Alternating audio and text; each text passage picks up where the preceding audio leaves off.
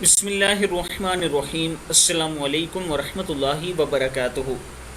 عابد راجہ channel کی طرف سے آج میں اپنے دوستوں کو ایک ایسی دعا بتاؤں گا جو رسول اللہ صلی اللہ علیہ وآلہ وسلم نے اپنی پیاری بیٹی حضرت فاطمہ رضی اللہ تعالیٰ عنہ کو بتائی تھی۔ اس سے پہلے میں اپنے دوستوں سے ریکویسٹ کروں گا کہ ایک بیوہ عورت ہے جس کا ہم نے گھر تعمیر کرنا ہے، اگر آپ دوست تھوڑی تعاون کریں گے تو انشاءاللہ بہت جلد ان کا گھر تعمیر ہو جائے گا۔ ان کا خرچہ تقریباً 7 لاکھ روپیہ آ رہا ہے، جس میں سے 3 لاکھ میرے پاس جمع ہو چکا ہے۔ یہ میرا واٹس ایپ نمبر ایزی پیسہ اور جیز کیش اسی پر موجود ہے، آپ دوست اس پر رابطہ بھی کر سکتے ہیں اور تعاون بھی کر سکتے ہیں۔ تو شروع کرتے ہیں۔ بسم اللہ الرحمن الرحیم۔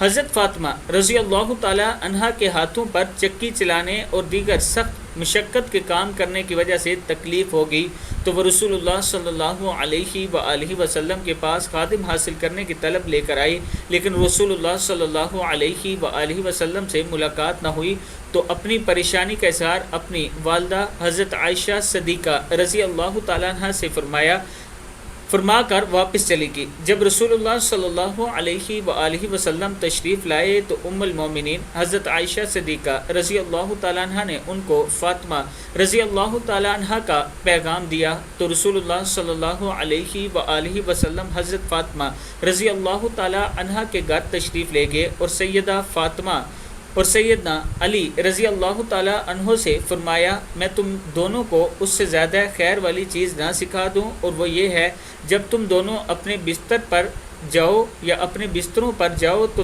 34 مرتبہ اللہ اکبر کہا کرو اور 33 مرتبہ سبحان اللہ اور 33 مرتبہ الحمدللہ۔